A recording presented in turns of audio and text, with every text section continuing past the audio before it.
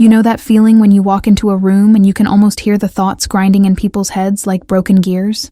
That's exactly what happened to me at the Meridian Grand Hotel last Tuesday night. The annual company dinner. Crystal chandeliers casting shadows that seemed to dance with the whispers. Mahogany tables gleaming under warm amber light. And the kind of opulence that screams old money and older prejudices. I'm Amara, and I'm about to tell you a story about the sweetest revenge I've ever tasted. But first, let me paint you the picture of how this night began. Because context is everything when you're dealing with people who think they know your story before you've even opened your mouth. I arrived at 7:30 sharp, wearing a midnight blue dress that cost more than most people's monthly rent. But I didn't arrive in the company car. I didn't walk in with the other executives. I came alone. By choice. Because sometimes you need to observe the battlefield before you reveal your weapons. The valet took my keys with that practiced smile that says he's seen 1,000 important people tonight, but his eyes lingered just a moment too long, trying to place me. I could see the calculation happening behind his pupils. Young, black, beautiful, expensive dress, but arriving alone at a corporate function. He was trying to solve a puzzle that his limited worldview couldn't quite piece together. The moment I stepped through those massive oak doors, I felt it. That electric tension that happens when you're the only person who looks like you in a room full of people who've never had to question whether they belong. The conversations didn't stop, but they shifted. Voices lowered. Eyes tracked my movement like I was a fascinating exhibit in their private museum. I've been navigating these spaces for years, ever since my adoptive father, Robert, first started bringing me to company events when I was 16. Back then, I was just the CEO's daughter. Now I'm something else entirely. But they don't know that yet. I made my way to the cocktail area, where servers in crisp white uniforms moved like synchronized swimmers through clusters of suits and evening gowns. I ordered a glass of Chateau Margaux, and I could feel the bartender's surprise when I specified the vintage. It's a small thing, but these small things matter. They're the tiny cracks in people's assumptions that you can leverage later. I positioned myself near the floor-to-ceiling windows that overlooked the city skyline, a strategic location that gave me a clear view of the room while keeping my back protected. Old habits from boardroom negotiations, where positioning is everything. That's when I heard it. The first cut of the night, delivered in a voice that thought it was whispering but carried just enough to reach my ears. Mrs. Henderson, wife of our Director of Strategic Development, leaning toward another executive's wife with that conspiratorial intimacy that women like her have perfected over decades of charity luncheons and country club gossip. She said it with such casual certainty, like she was commenting on the weather or the quality of the wine selection. She's here for the diversity quota, isn't she? You know how these companies are now. They need their token for the annual photos. Her companion giggled, a sound like breaking glass, and added, "Well, at least she's pretty. Makes the company look progressive and fashionable." If you've never experienced that particular brand of casual racism, let me explain what it feels like. It's not the sharp, obvious hatred that you can fight against directly. It's more insidious. It's the assumption that your presence in any space of power or prestige must be artificial, must be the result of some external mandate rather than your own merit. It's the reduction of your entire existence to a checkbox on someone else's diversity initiative. It burns differently than outright hostility, because it comes wrapped in the language of progress, in the vocabulary of inclusion, while simultaneously denying your right to earn your place. I took a sip of my wine and let the burn settle in my chest, not from the alcohol, but from the familiar fire of being underestimated. Mrs. Henderson didn't know that I was listening.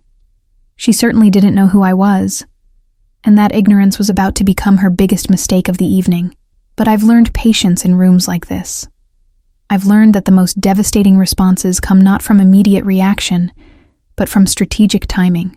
So I smiled, nodded at a few familiar faces, and continued to play my role as the mysterious young woman who somehow warranted an invitation to this exclusive gathering.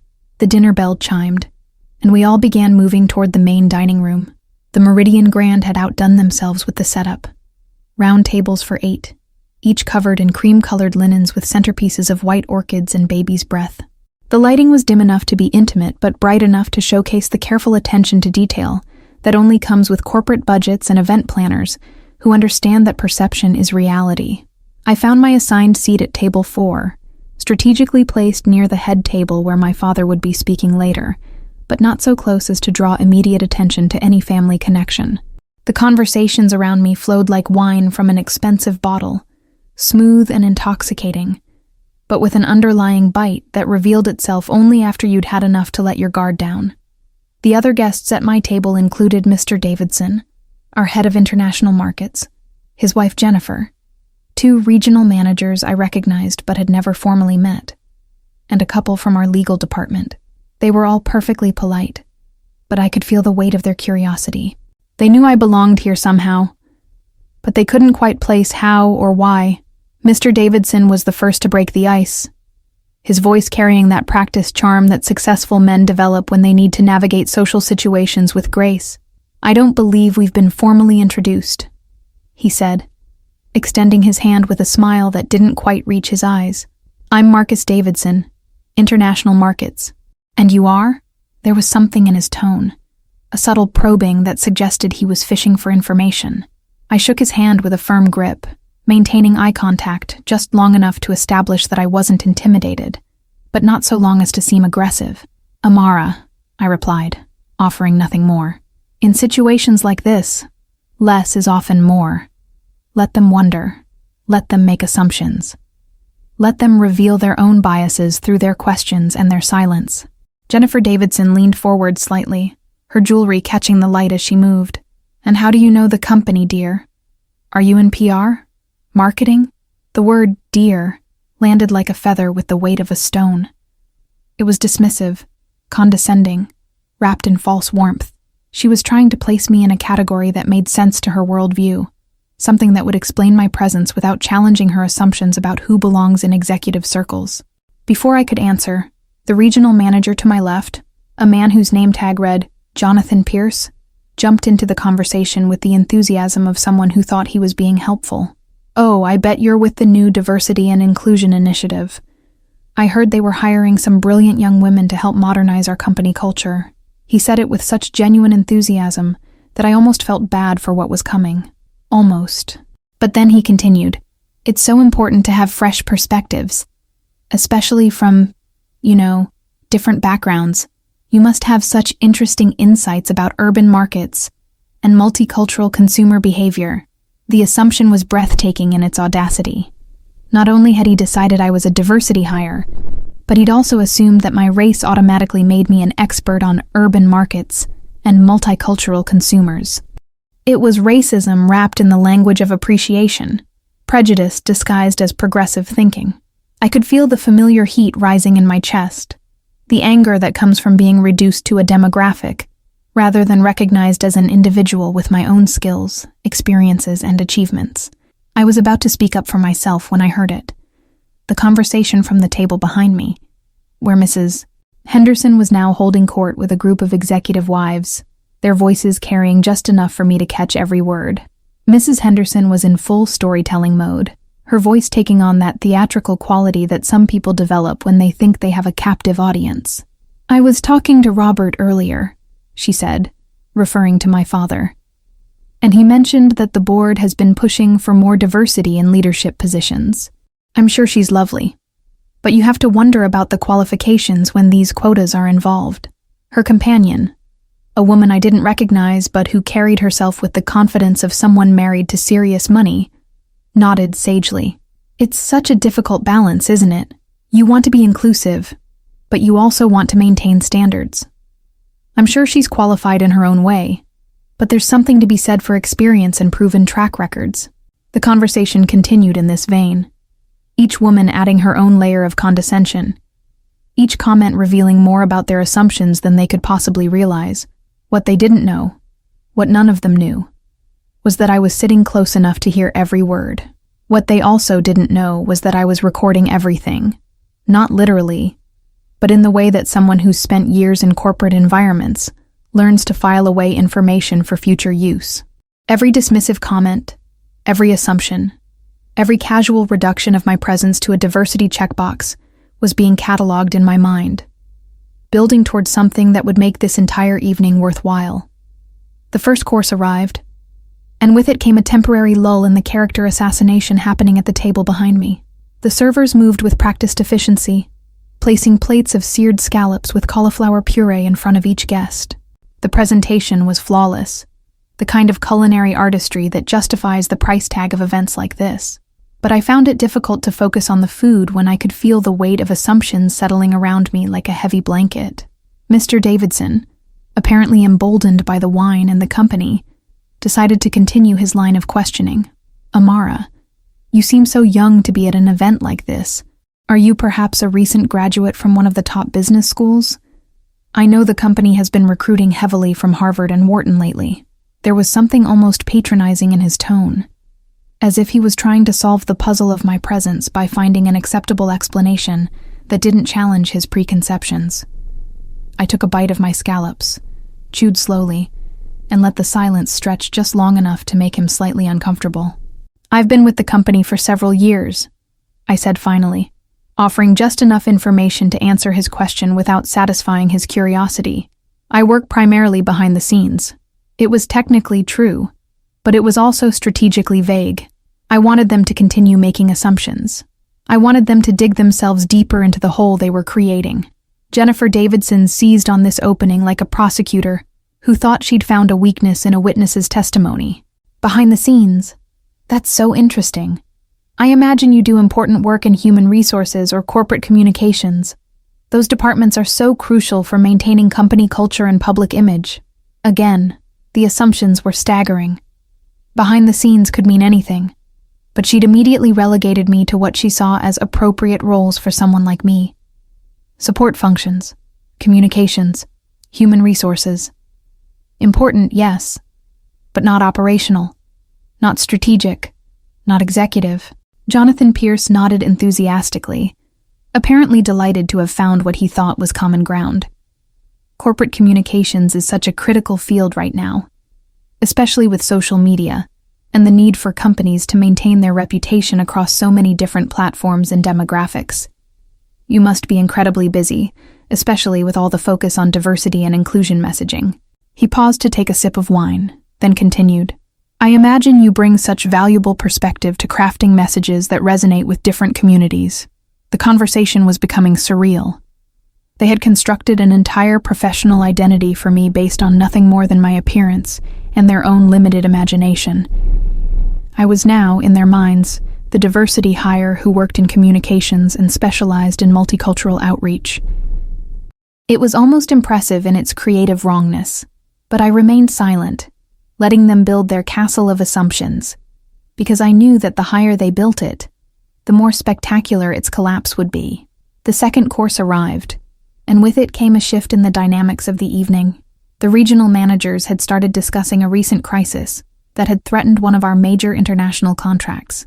I recognized the situation immediately because I had been the one to resolve it, but I said nothing. I just listened as they recounted their version of events, their voices growing more animated as they described the near disaster and the mysterious last-minute intervention that had saved the deal. "It was incredible," said Pierce, his voice taking on the quality of someone telling a war story. "We were about to lose the entire Asian market expansion project. Months of work, millions of dollars in potential revenue, all about to go down the drain because of a technical glitch that no one could solve. The client was furious, threatening to pull out entirely. And then, out of nowhere, someone from our team figured out the solution. Worked through the night, got on a call with the client at 3 a.m. their time, and somehow convinced them to give us another chance." Davidson nodded, swirling his wine glass thoughtfully. "I heard about that. Saved the company something like $50 million in projected revenue. But I never did find out who the miracle worker was. Someone said it was a consultant. Someone else said it was one of our IT specialists. The whole thing was kept pretty quiet at the executive level." He paused, looking around the table with the expression of someone who enjoyed being the bearer of inside information. "All I know is that Robert was incredibly relieved. I've never seen him that stressed about a potential contract loss. What they didn't know, what they couldn't possibly know, was that they were talking about me. I was the miracle worker. I was the one who had spent 72 hours straight debugging a system integration that their team had botched, who had rebuilt the entire data pipeline from scratch, who had gotten on that call with the Tokyo office at 3 a.m. and spent 4 hours walking them through the solution while simultaneously coordinating with our development team to implement the fixes in real time. But I said nothing. I just took another bite of my dinner and listened as they continued to speculate about the identity of their mysterious savior. It was almost amusing, in a twisted way, to hear them construct theories about who could have possibly possessed the technical skills and strategic thinking necessary to pull off such a complex rescue operation. The irony was delicious. They were sitting across from the person they were trying to identify, but their assumptions about my role and capabilities made it impossible for them to see the truth. The conversation at the table behind me had evolved as well. Mrs. Henderson and her companions had moved on from questioning my qualifications to discussing the broader implications of diversity initiatives in corporate America. Their voices carried that tone of concern that privileged people often adopt when discussing policies that might theoretically benefit others at their expense. "I'm not against diversity, you understand," Mrs. Henderson was saying, her voice taking on the careful modulation of someone who wanted to express controversial opinions without seeming prejudiced. "But I do worry about the message we're sending when we prioritize demographics over merit. It's not fair to the people who have worked their way up through the traditional channels, and it's not fair to the people who get hired through these programs either, because they'll always wonder if they really earned their position." Her companion made a soft sound of agreement. "It's such a complex issue. On one hand, you want to create opportunities for underrepresented groups. On the other hand, you want to maintain the excellence that companies like this are known for. I suppose the ideal solution would be to find candidates who are both diverse and exceptionally qualified, but those people are so rare." The breathtaking arrogance of that statement hit me like a physical blow. The assumption that diversity and excellence were somehow mutually exclusive, that finding someone who was both qualified and from an underrepresented background was like finding a unicorn. It revealed so much about their worldview, about their fundamental inability to imagine that someone who looked like me could possibly be sitting at this table because of merit rather than mandate. I found myself thinking about the path that had brought me here, not just to this dinner, but to this moment in my career. Robert had adopted me when I was 8 years old, after my biological parents died in a car accident.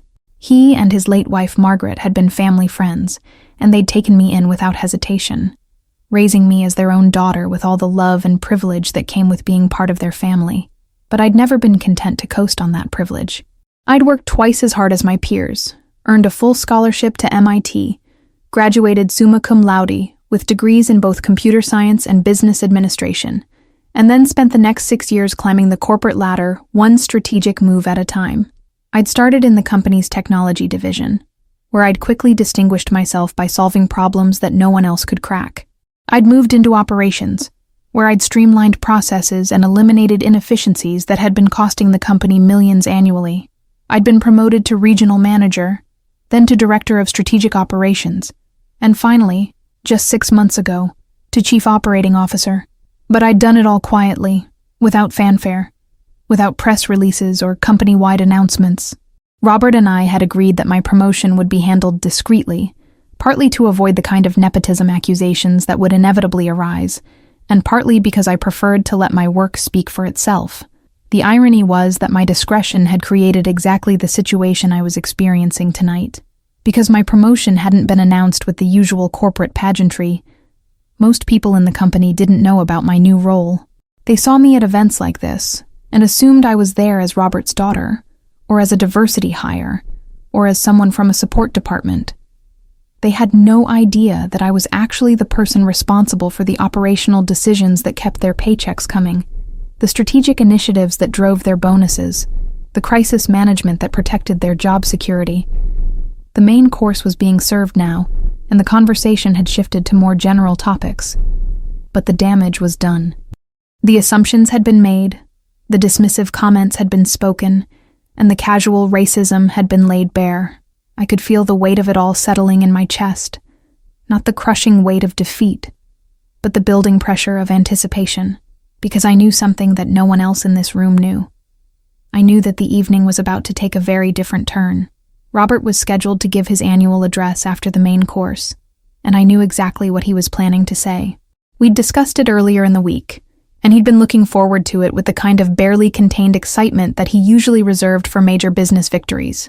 He'd been waiting for the right moment to make my promotion public, and tonight's dinner provided the perfect opportunity. The irony was exquisite. The same people who'd been questioning my qualifications and dismissing my presence were about to discover that I was actually one of the most senior executives in the company. As the servers cleared away the dinner plates and began preparing for the speech portion of the evening, I excused myself from the table and made my way to the ladies' room. I needed a moment to collect myself, to prepare for what was coming. The bathroom was as opulent as the rest of the venue, with marble countertops and gold fixtures that gleamed under soft lighting.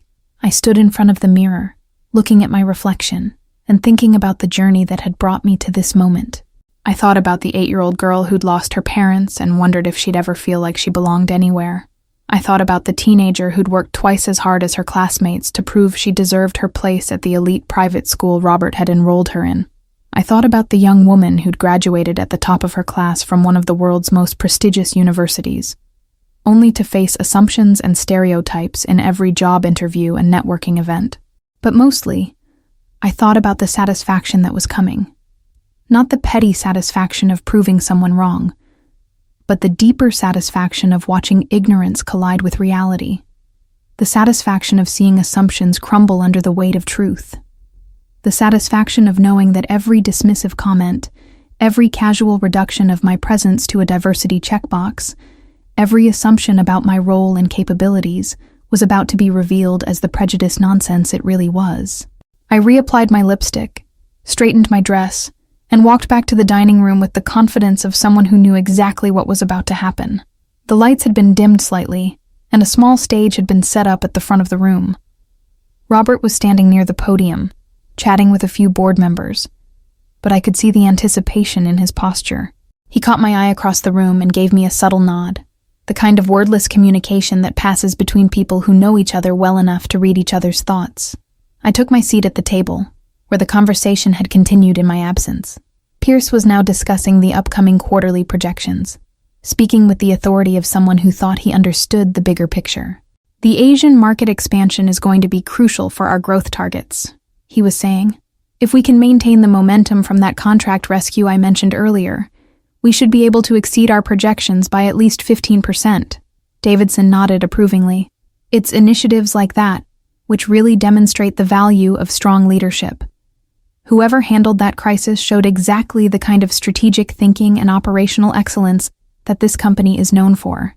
I hope Robert recognizes that kind of talent and makes sure it's properly rewarded. The irony was almost too perfect. They were discussing the importance of recognizing and rewarding the very talent they'd been dismissing all evening. The lights dimmed further, and the murmur of conversation began to fade as people realized that the formal portion of the evening was about to begin. Robert stepped up to the podium, and the room fell silent. He looked comfortable up there, commanding in the way that successful leaders learn to be when they need to capture and hold an audience's attention. He'd given hundreds of speeches over the years, but I could tell that this one was different. This one was personal. "Good evening, everyone," he began, his voice carrying easily through the room thanks to the excellent sound system. "Thank you all for being here tonight. These annual dinners are always special to me, not just because they give us a chance to celebrate our successes, but because they remind me of why I love this company and the people who make it great." He paused, scanning the room with the practiced eye of someone who knew how to read an audience. "This year has been particularly challenging," he continued, "and I want to take a moment to talk about something that happened a few months ago, something that could have changed the trajectory of our entire company." The room was completely silent now, the kind of focused attention that only comes when people sense that they're about to hear something important. As many of you know, we came very close to losing our biggest international contract this year. It was a technical crisis that threatened not just millions in revenue, but our reputation in the Asian markets that we've been working so hard to establish. The client was furious, and rightfully so. Our systems had failed, our processes had broken down, and we were facing the very real possibility of losing years of relationship building and market development. He paused again, letting the weight of that statement settle over the room. I could see people shifting in their seats, remembering their own versions of those tense few days when it seemed like everything was falling apart. What happened next was something I'll never forget. While most of our team was panicking, while our executives were scheduling emergency meetings, and our managers were trying to figure out who to blame, someone stepped up and took control of the situation. The room was so quiet that I could hear the soft hum of the air conditioning system. Robert's voice took on a different quality, more personal, more emotional. This person worked for 72 hours straight, without sleep, without breaks, rebuilding our entire system from the ground up. They coordinated with teams across 3 time zones, debugged code that our best programmers couldn't figure out, and then got on a call with our clients at 3 a.m. to personally walk them through the solution. I could feel the energy in the room shifting. People were leaning forward, hanging on every word. This was the story they'd been trying to piece together all evening, the mysterious rescue operation that had saved the company from disaster. But that's not all. Robert continued. After fixing the technical problems, this person then spent the next 4 hours on that call, not just explaining what had gone wrong, but presenting a comprehensive plan for preventing similar issues in the future. They turned a crisis into an opportunity, a near disaster into a demonstration of our commitment to excellence and innovation. He paused again, and I could see him looking directly at the table where Mrs. Henderson was sitting, then at my table, then back to the room at large. The client was so impressed by the level of expertise and dedication they experienced that they not only renewed their contract, but expanded it. What started as a $50 million crisis became a $75 million opportunity.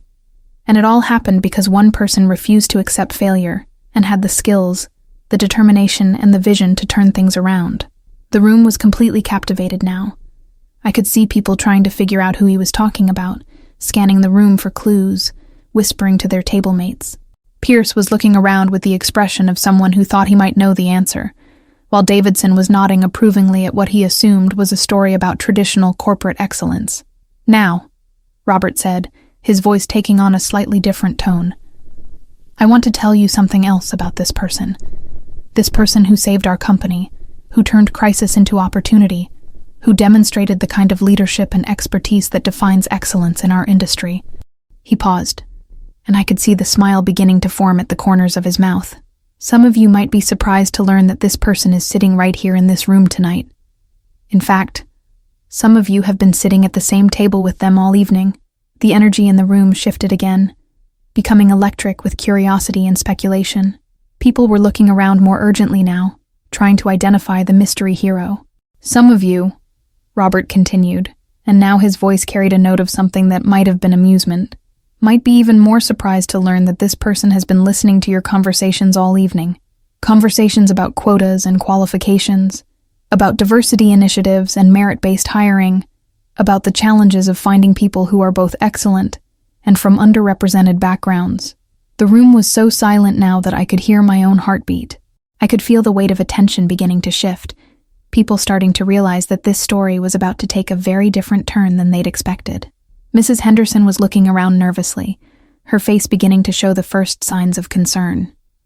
I want to be very clear about something, Robert said, his voice becoming more serious.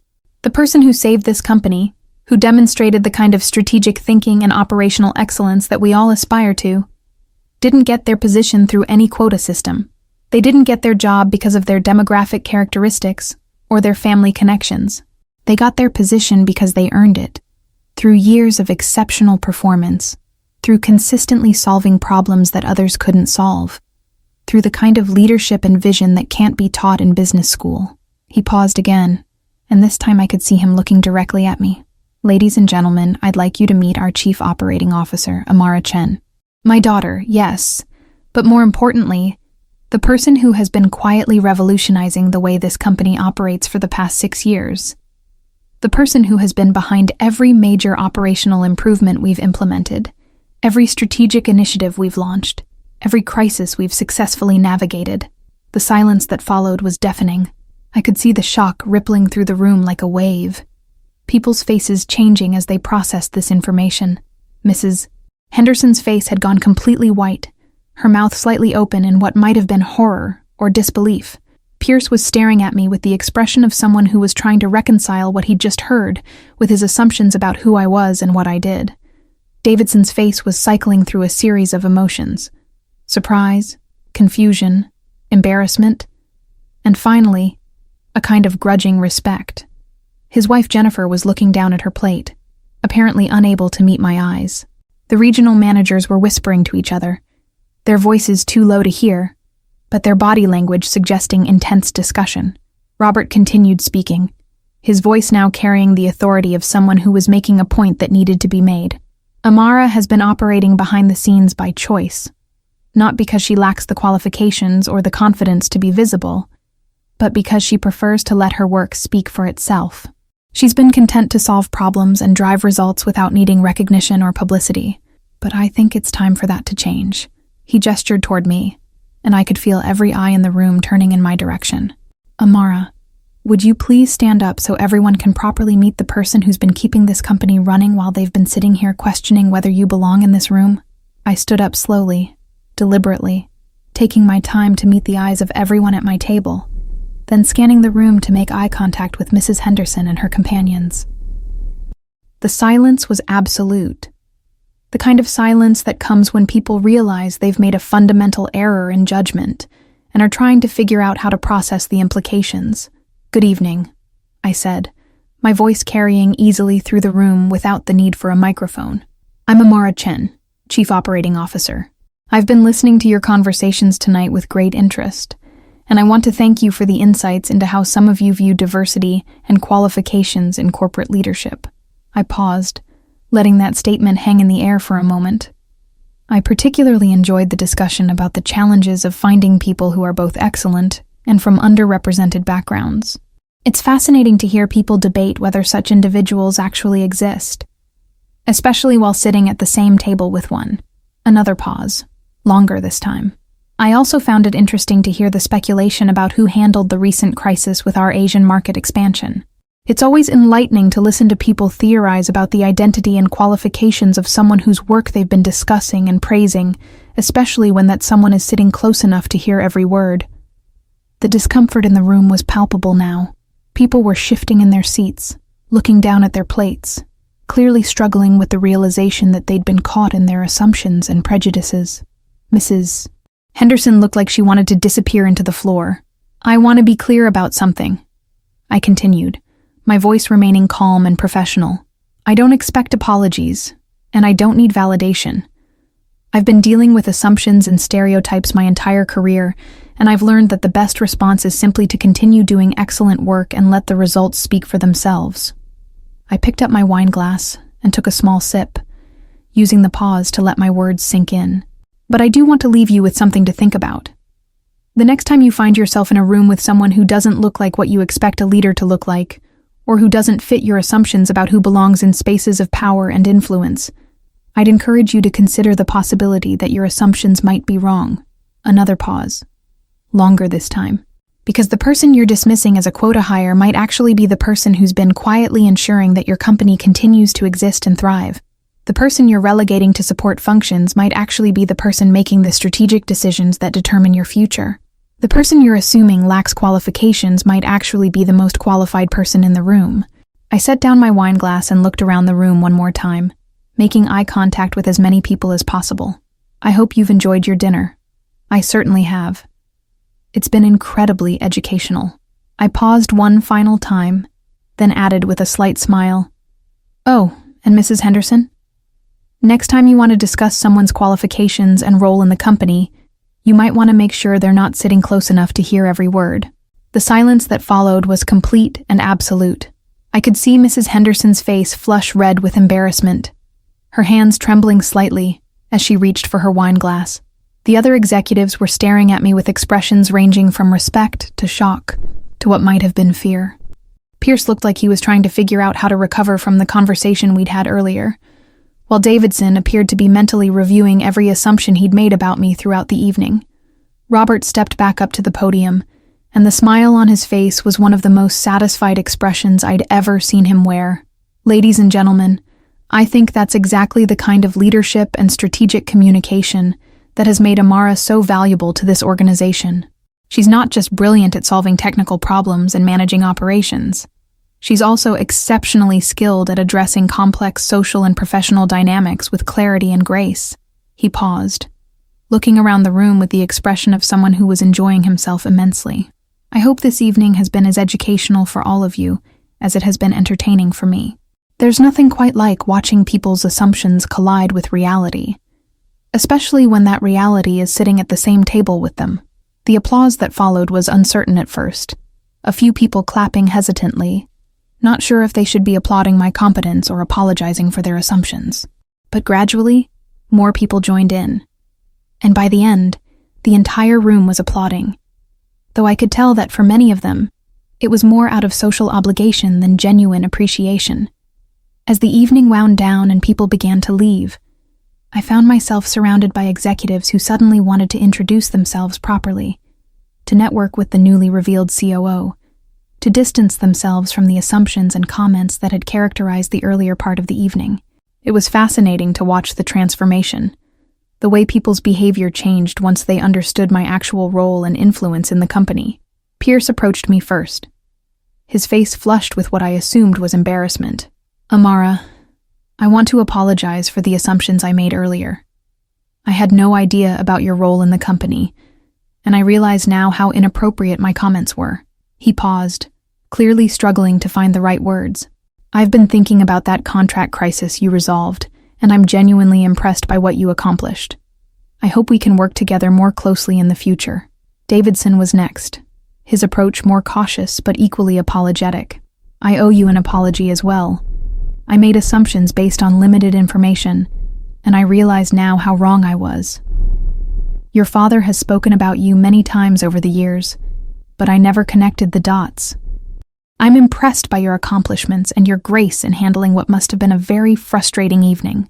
Even Mrs. Henderson eventually approached, though her apology was more stilted and clearly motivated by social expectation rather than genuine remorse. I want to apologize for my comments earlier. I didn't realize who you were and I spoke inappropriately. I hope you can forgive my mistake. Her voice was tight with embarrassment, but I could also detect a note of resentment, as if she blamed me for not identifying myself earlier rather than taking responsibility for her own assumptions. I accepted their apologies with professional grace, but I wasn't interested in making them feel better about their assumptions. The damage had been done, and the lessons had been learned. More importantly, the evening had served its purpose in ways that went far beyond personal vindication. As I drove home that night, my mind replayed the events of the evening with a satisfaction that felt different from anything I'd experienced before. It wasn't the shallow satisfaction of getting revenge on people who had wronged me. It was something deeper, more meaningful. It was the satisfaction of watching ignorance confront reality, of seeing assumptions crumble under the weight of truth, of witnessing the moment when people realized that their worldview was not just wrong, but dangerously limiting. The phone calls started the next morning. Word had spread quickly through the company's informal networks, and by the time I arrived at the office, my assistant had already fielded dozens of requests for meetings, interviews, and strategic consultations. Executives who had barely acknowledged my existence were suddenly eager to discuss potential collaborations. Department heads who had previously directed their communications through intermediaries were now reaching out directly to discuss operational improvements and strategic initiatives. But the most interesting development came 3 days later, when I received a call from the head of our Asian operations division.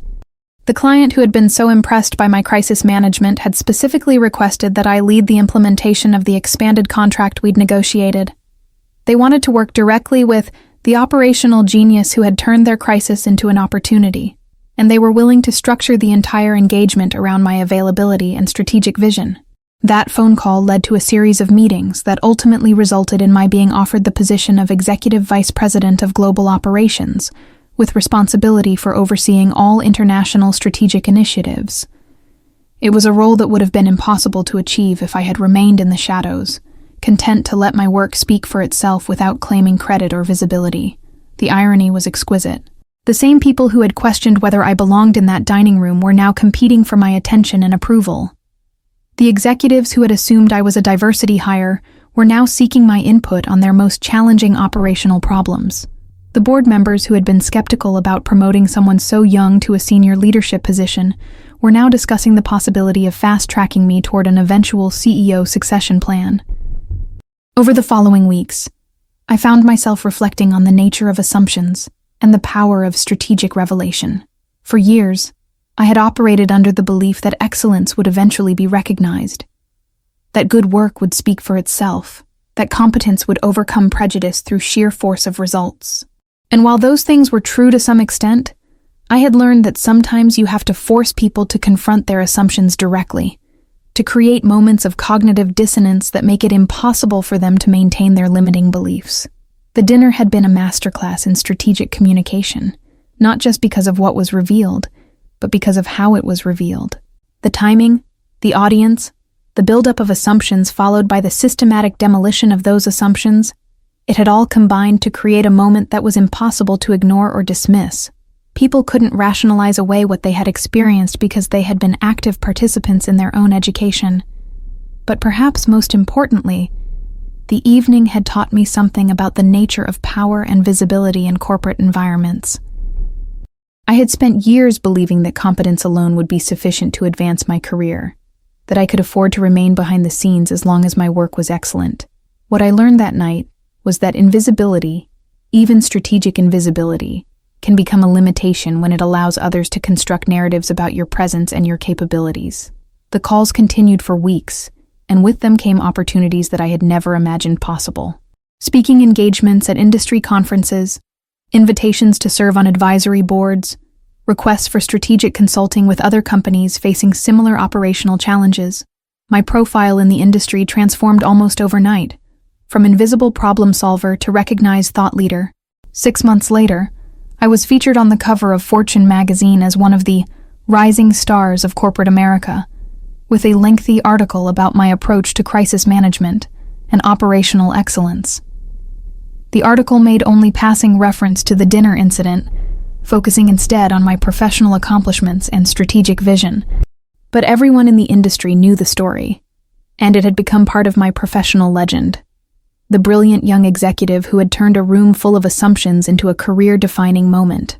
The magazine interview gave me an opportunity to reflect publicly on the lessons I had learned. Not just about corporate leadership, but about the importance of challenging assumptions and creating space for excellence to be recognized, regardless of what package it comes in. I talked about the danger of diversity fatigue, the tendency for well-meaning people to assume that inclusion efforts somehow compromise merit-based decision-making. But I also talked about the responsibility that comes with breaking barriers and challenging stereotypes.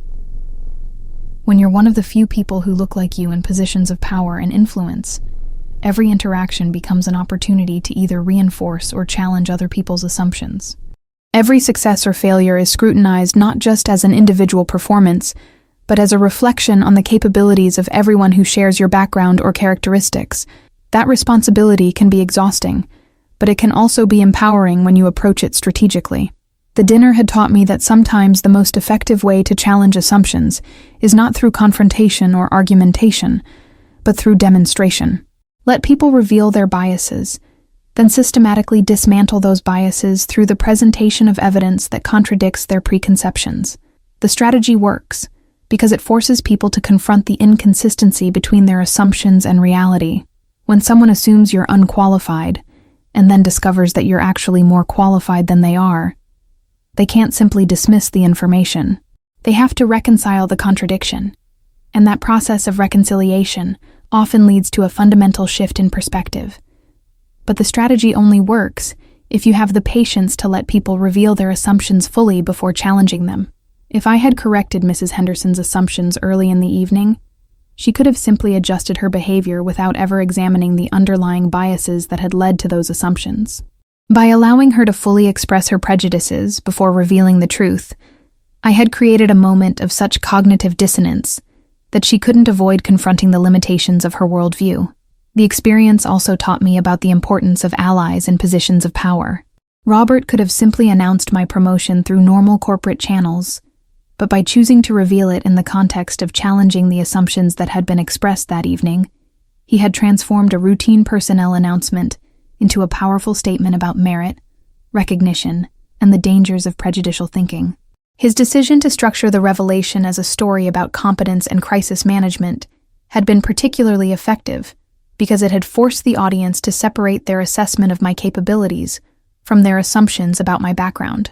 By the time they learned who I was, they had already acknowledged the excellence of my work, making it impossible for them to dismiss my accomplishments as the result of favoritism or quota fulfillment. The months that followed brought new challenges and new opportunities, but they also brought a different kind of respect from my colleagues and peers. The assumptions hadn't disappeared entirely. Prejudice is too deeply ingrained in many people to be eliminated by a single evening of revelation, but they had been significantly weakened. More importantly, I had established myself as someone who couldn't be easily categorized or dismissed, someone whose presence in any room had to be taken seriously, regardless of other people's preconceptions. The promotion to executive vice president came with a corner office, a significant salary increase, and responsibility for overseeing operations across 12 countries. But it also came with something more valuable, the recognition that my success was based on merit rather than circumstance, competence rather than quotas, strategic thinking rather than demographic characteristics. That recognition opened doors that had been closed not because of any explicit discrimination, but because of the subtle assumptions that influence so many professional interactions. Board positions, speaking opportunities, strategic partnerships, mentorship relationships, all became available once people could no longer dismiss me as a diversity hire or a nepotism beneficiary.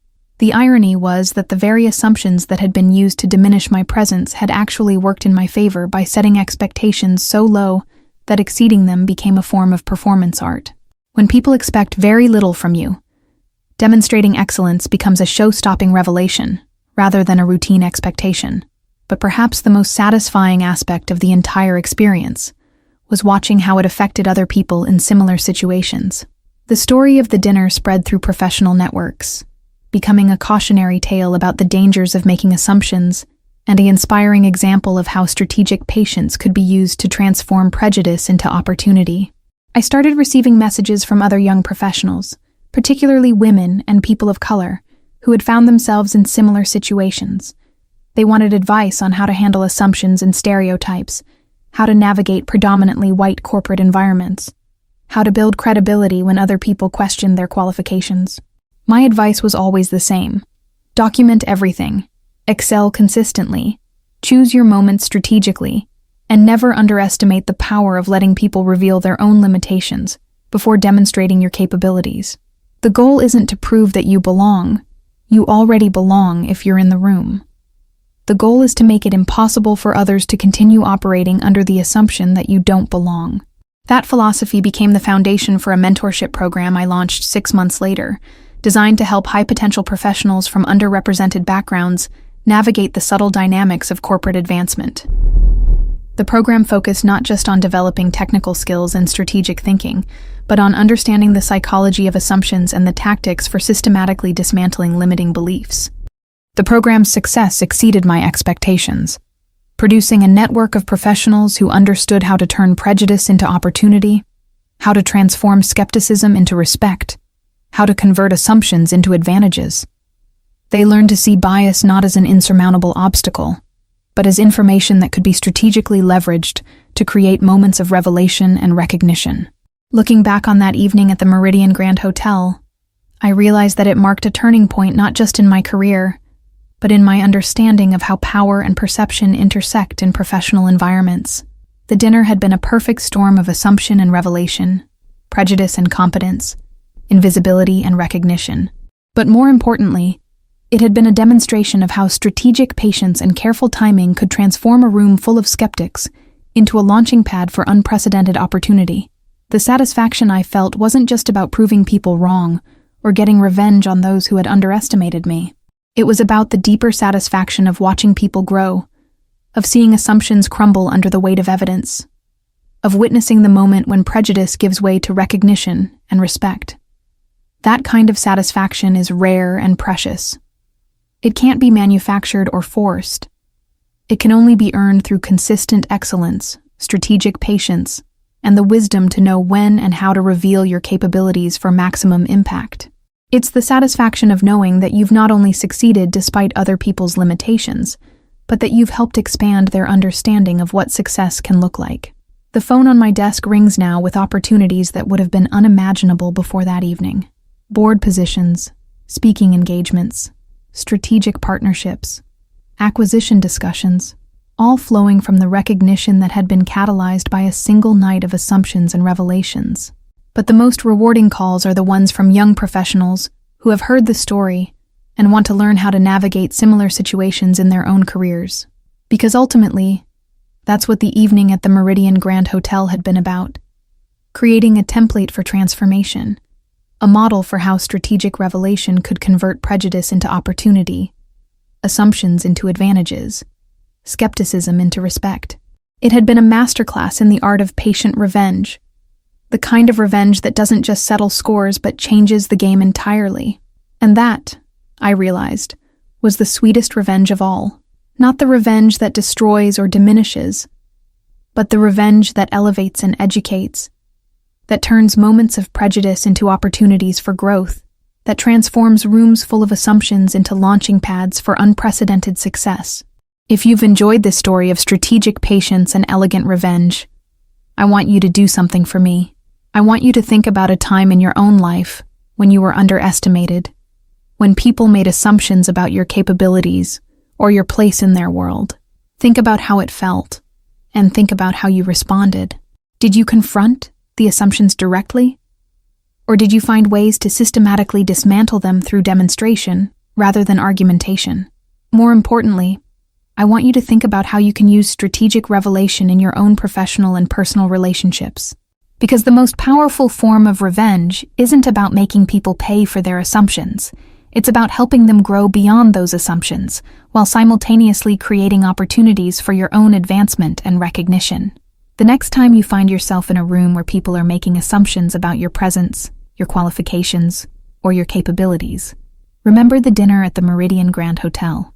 Remember that patience can be a weapon, that timing can be everything, and that the most devastating responses often come not from immediate confrontation, but from strategic revelation.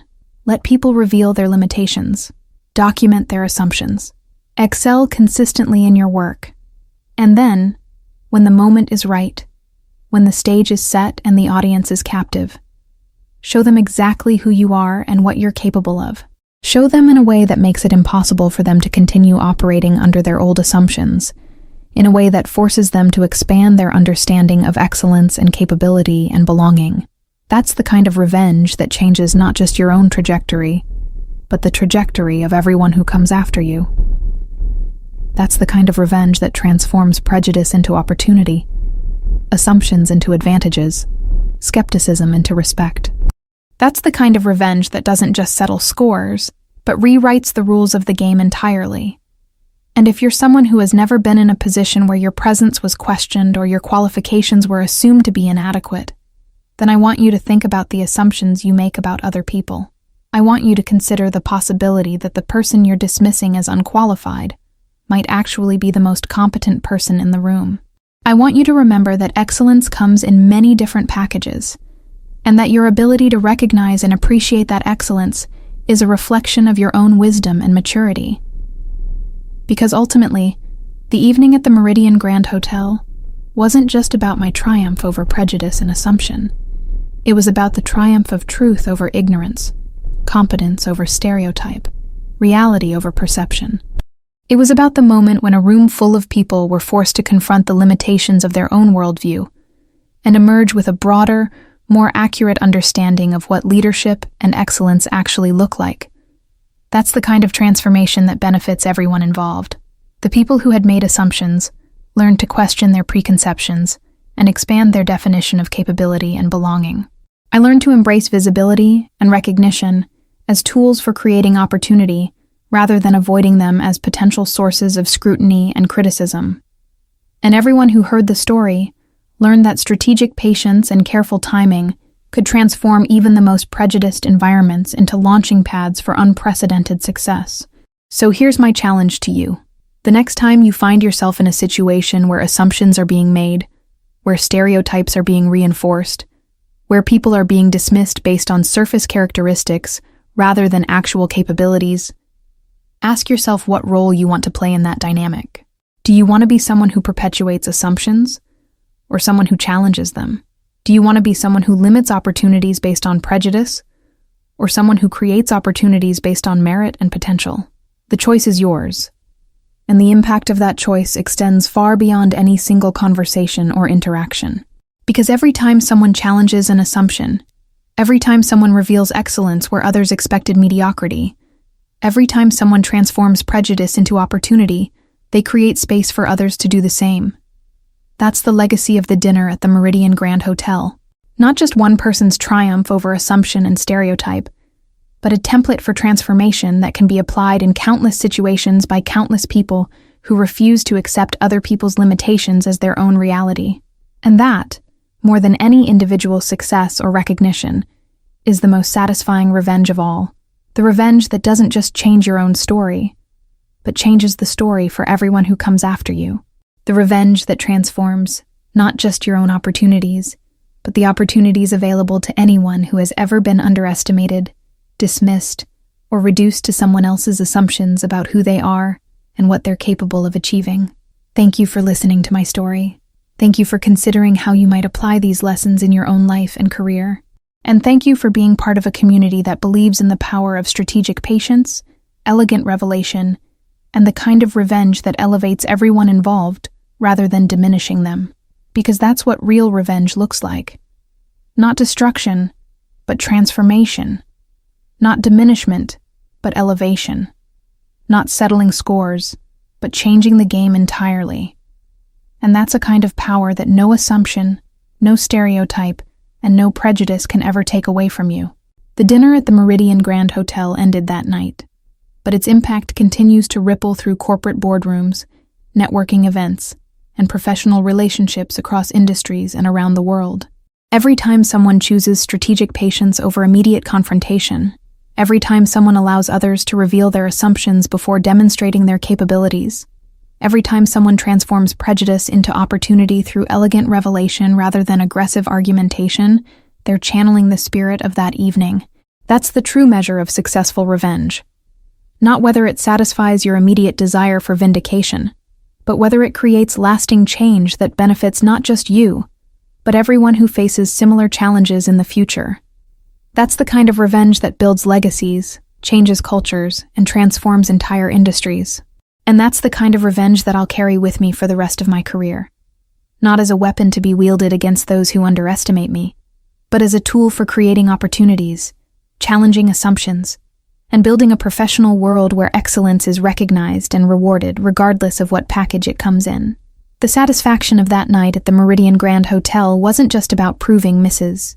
Henderson wrong, or watching the executives scramble to apologize for their assumptions, or seeing the shock on their faces when they realized who I actually was. The real satisfaction came from knowing that I had created a moment of transformation that would echo far beyond that single evening, influencing how those people approached similar situations in the future and inspiring others to approach their own challenges with strategic patience and elegant confidence. That's the revenge that matters. That's the revenge that lasts. And that's the revenge that changes everything.